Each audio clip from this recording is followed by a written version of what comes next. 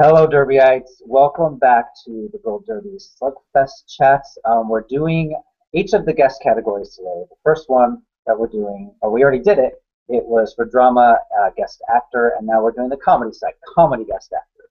The six nominees this year are Bob Newhart for The Big Bang Theory. He actually won last year, so he's trying to two-peat. His episode submission this year is the proton transmogrification. Jimmy Fallon is up as well. He won 2 years ago. He's back in the running again for hosting Saturday Night Live, the Christmas episode. Louis C.K., he was also nominated last year. This time he's up for hosting Saturday Night Live again. So we're having a lot of repeats. Nathan Lane, another repeat. He's been nominated a few times for Modern Family. His episode is The Wedding Part 2. He didn't submit both parts, just the second part, which is interesting. And then we have some newbies. We have Steve Buscemi for Portlandia, the episode Celery. And Gary Cole rounds us out. He's on Veep, of course, and his episode is great. So, Daniel, you watched all these episodes this week, back to back. You can compare and contrast who's good, who's bad, who submitted well, who didn't. What is your order, number 1 through number 6, of who you think will win based on these episodes? Well, this category, you mentioned repeats. I think it's going to be, it's going to look like a repeat, depending, no matter who wins. So I think it'll be a repeat. I've got Jimmy Fallon at number 1. I've got Bob Newhart at number 2. I was a little surprised that I would rank him so high this year. I've got Steve Buscemi at number 3. I've got Louis C.K. at number 4. And at the bottom, I don't really think they have much of a chance with their episodes. Nathan Lane at number 5 and Gary Cole at number 6. Wow, I disagree with a lot of that, but let's go to, there's going to be some fireworks in this one, I think. Great. Okay, Rob, you saw the episode. What is your order 1 through 6? Yeah, and they're really fresh in my mind, and I'm pretty, I'm ignoring about this one, but I have Fallon at number 1, which I'm really unsure about given what happened last year. Surprisingly, I have Steve Buscemi at number 2. Which might give Daniel some comfort, given that he's such a fan of the show. I'm not necessarily a fan. I still thought he was pretty wonderful. Bob Newhart at number 3 to perhaps maybe repeat that win from last year. And then I have a big gap. That's how I normally do it. Louis C.K. at number 4, Nathan Lane at number 5, and then another big gap to good old Gary Cole at number 6. I think you guys are so wrong about Nathan Lane. I think you are off your meds. I have him winning this. I have him 100% winning, no question about it. His episode made me laugh more than anyone else's, including Jimmy Fallon, who I'm the biggest Jimmy Fallon fan in the world. But he only had a lot of one-liners and a lot of quips, but he did it in that great Nathan Lane way that's just so funny. And there was a storyline that he had too.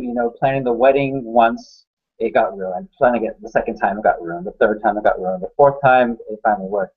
So there was this great story you could follow, and you didn't have to know a lot of things in advance. That's usually not our problem with the comedy ones, but drama ones, sometimes you don't know what's going on.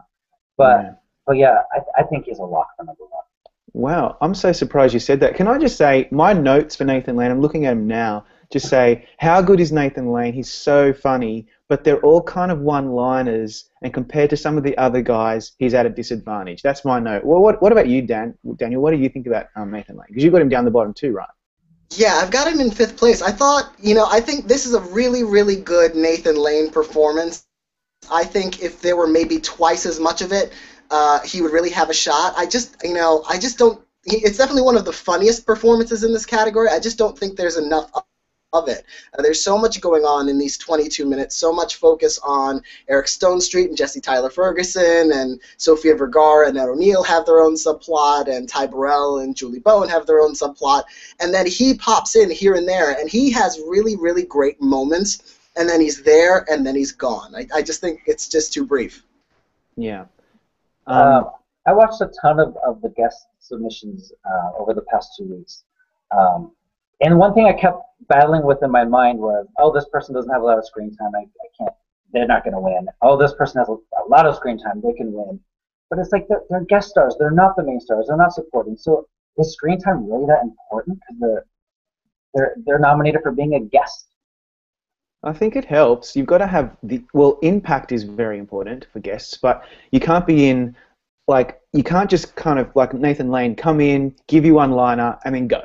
It's like, it's just, I don't know if it's enough for them to hold on to. But can I just say, you're making me worry about what I thought about him earlier, because they've nominated him so many times, especially for this character, and maybe they're just waiting for the right episode to give him the trophy, and this certainly could be it, but I just think compared to the others, I think he's at a disadvantage. So I'm really, really dying to hear, though, what you guys thought about some of the others. Can we just quickly talk about Gary Cole? Because I feel really sorry for him, because he's been around for so long. He's such a great actor.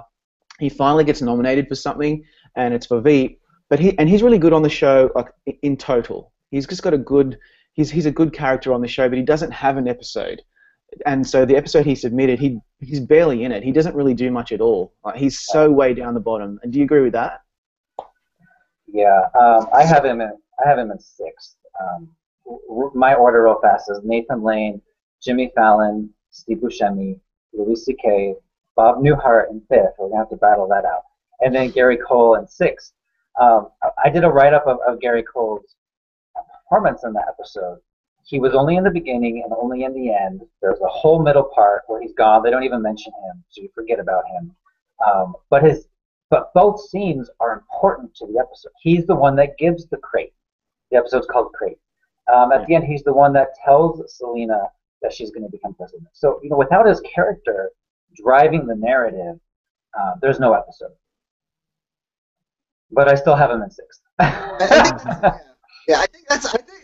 I think that's a generous look at material in this episode. Yeah. I've been out there as not generally a fan of Veep, so I was wondering if I would be sort of the only one putting him at the bottom, even though it seemed to be pretty clear that there's no there in this episode. So the fact that the best thing we can say about his character is that he brings in the plot device, he carries it into the episode, and then he comes back and he reveals another pivotal plot detail. It's not, there's no comedy in the performance. There's no character really arc or even important character detail in the performance, and it's not Gary Cole's fault. It's just the nature of the material in this particular episode and the nature of the character that he doesn't have like a singular showcase episode to really shine in. There's just not enough there. I mean, he makes Nathan Lane look like Jimmy Fallon in this category. Wow. Wow. Well, let's talk about Jimmy Fallon. I purposely watched his episode last because I had a feeling that it would be the best, so I wanted to save the best for last.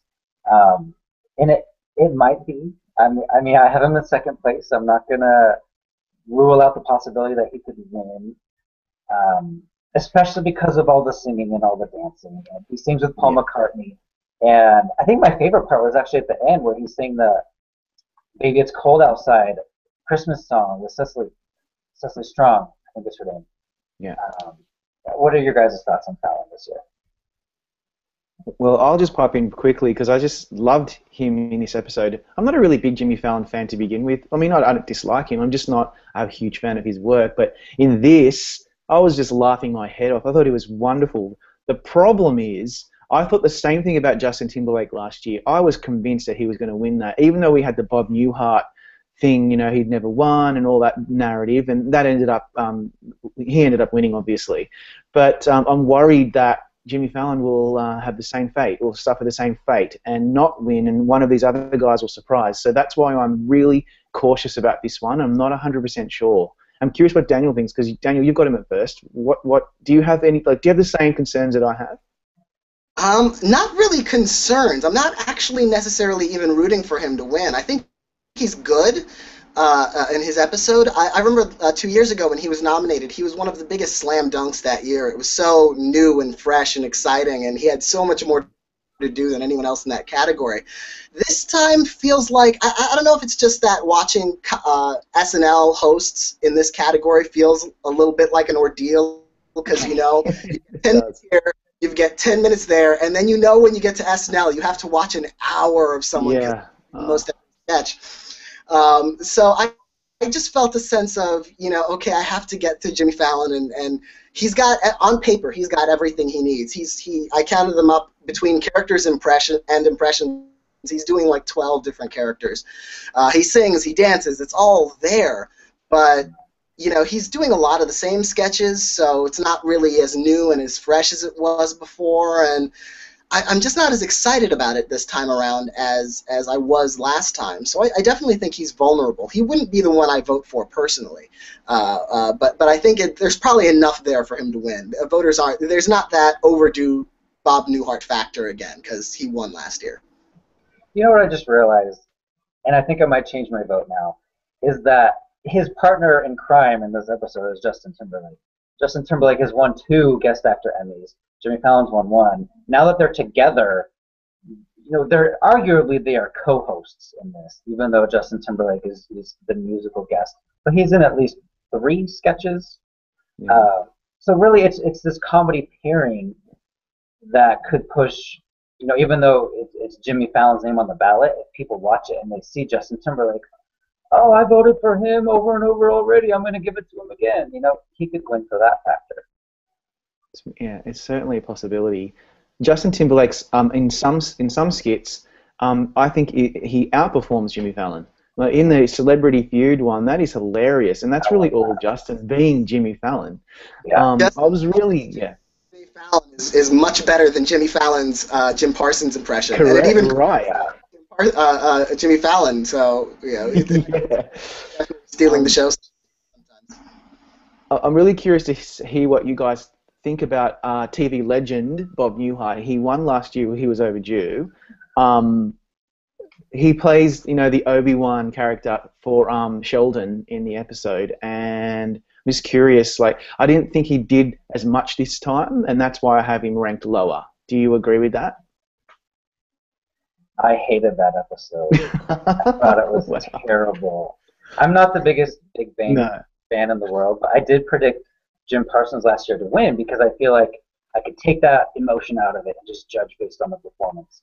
And it was just so bad. It felt like I was watching something from the 80s that was trying to be funny. Maybe like a TGIF episode.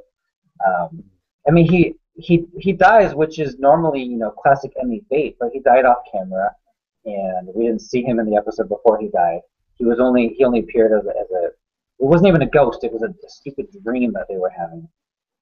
And so yeah, I have him in 6th. I'm sorry, I have him in 5th place. Even though he won last year. I was surprised when I watched because I had seen it when it originally aired. I don't watch Big Bang Theory every week, but I had seen this one. I remembered him being in maybe one scene.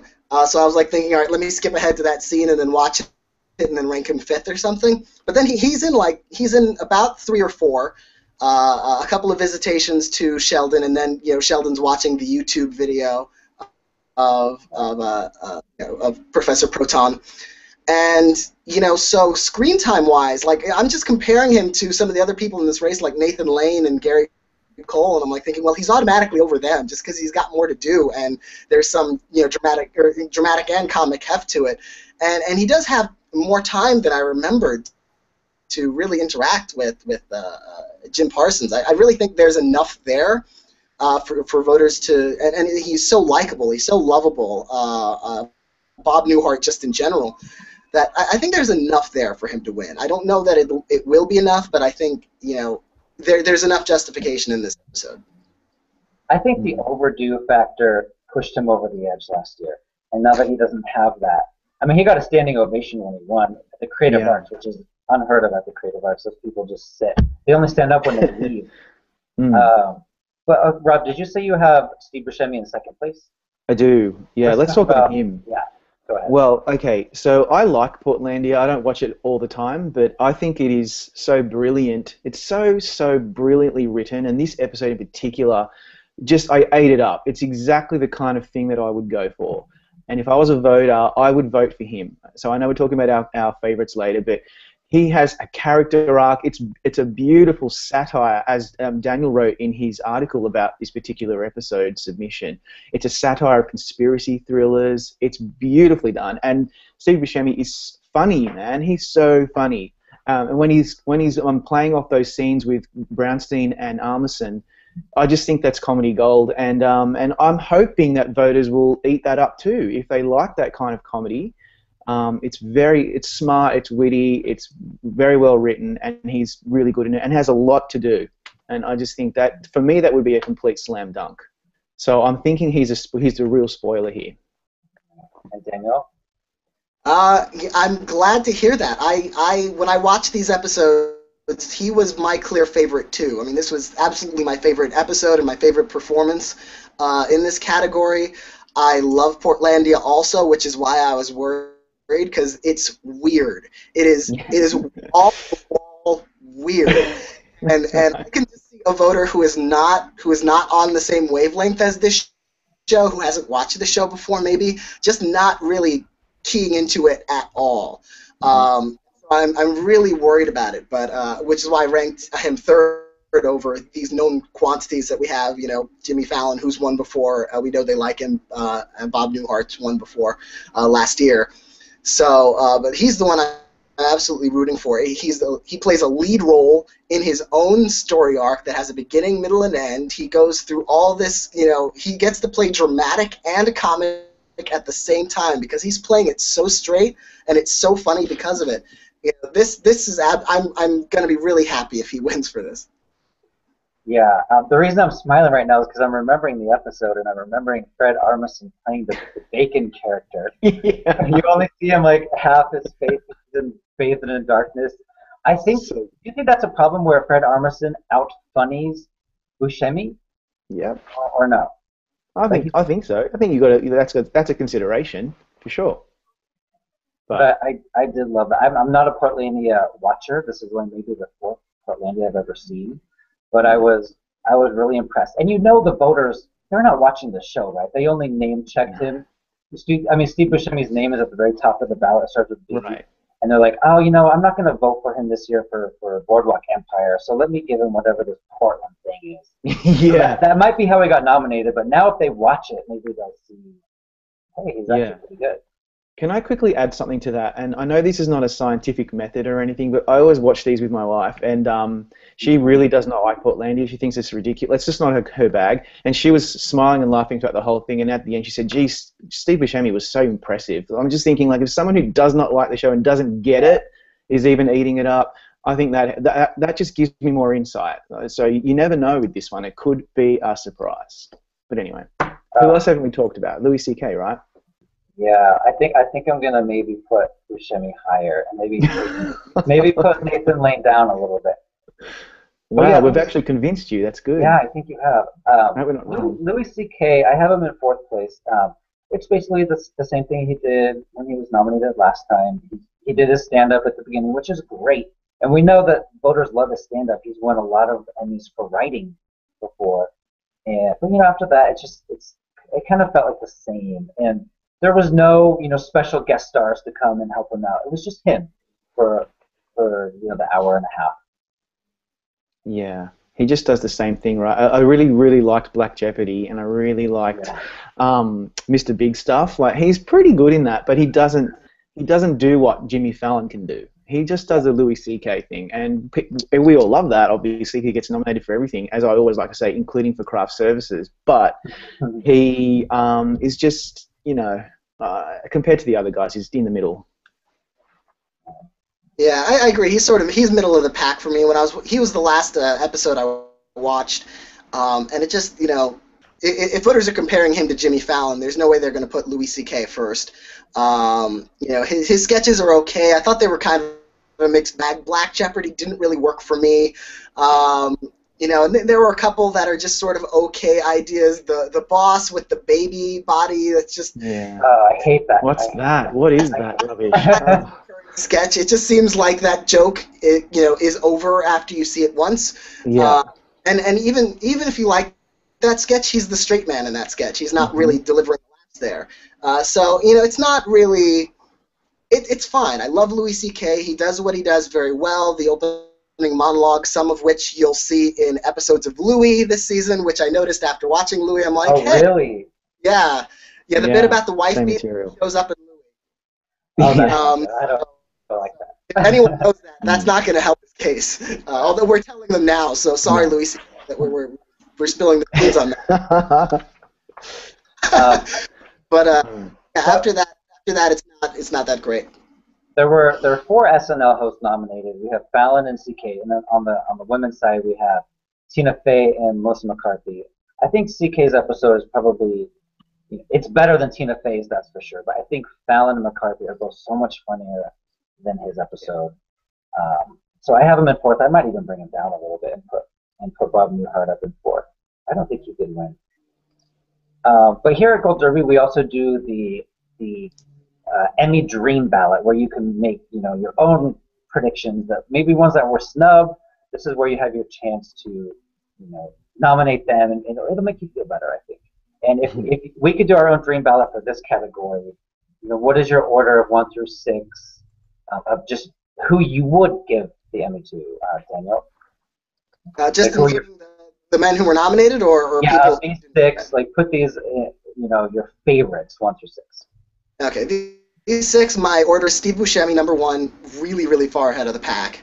My number 2, surprisingly, is Bob Newhart. I really did like him in this episode. I thought he was really sweet and funny, and it's really relative to the others. Like, it's not a strong field in general. Number 3, I put Jimmy Fallon, just because I think he's good, but I don't have a lot of enthusiasm for him doing a lot of the same routine, the second time around. In 4th place, I have Louis C.K. He's solid, okay. I have Nathan Lane in 5th. If there were just more of him, I'd rank him higher. And 6th, of course, I think we all have probably poor Gary Cole.